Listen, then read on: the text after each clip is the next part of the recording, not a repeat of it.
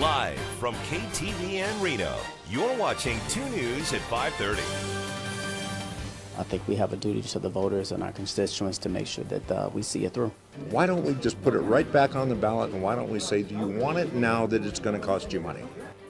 A law that requires background checks for private party gun sales is still not being enforced more than 2 years after voters approved it. But the legislature is looking to change that with a new bill, and that is tonight's 2 News big story at 5:30. Question 1 passed statewide, less than 1%. Only passed it in Clark County. This was a couple years ago. Good evening, I'm Landon Miller. And I'm Kristen Revington. Thanks for keeping it here with us. The law is not being enforced after former Attorney General Adam Laxalt said the FBI would not perform the necessary background checks. Paul Nelson joins us live in Carson City with more on this story. And Paul, what are lawmakers doing to change this law? Well, the Democrats have a bill that heads to committee tomorrow, Kristen. Obviously, Republicans don't really like this bill. They say the Democrats are rushing it through for political reasons and that it won't have any kind of effect on gun safety in our state anyway.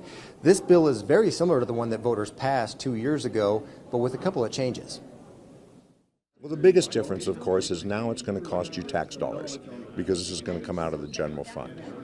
And that's your money, ladies and gentlemen. And had that been on the ballot, I don't think it ever would have passed.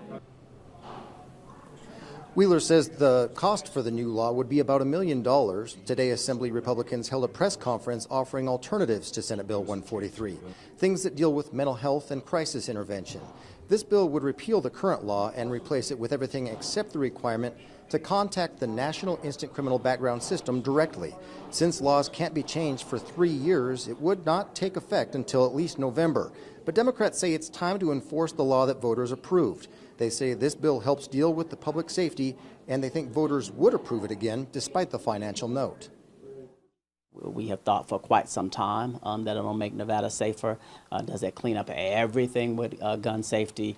Absolutely not, but it does take our state in the right direction. And the Democrats hold the majority, so Republicans really don't have any power to keep this bill from moving through. If it does pass this week, it would coincide with the anniversary of the high school shooting in Parkland, Florida, and it could be on the governor's desk as early as Friday. Covering the legislature live, Paul Nelson, 2 News. Okay, Paul, appreciate that update. Thank you. And with the legislature continuing in the months ahead, stay with 2 News on the air and our apps for continuing coverage of the 2019 legislative session.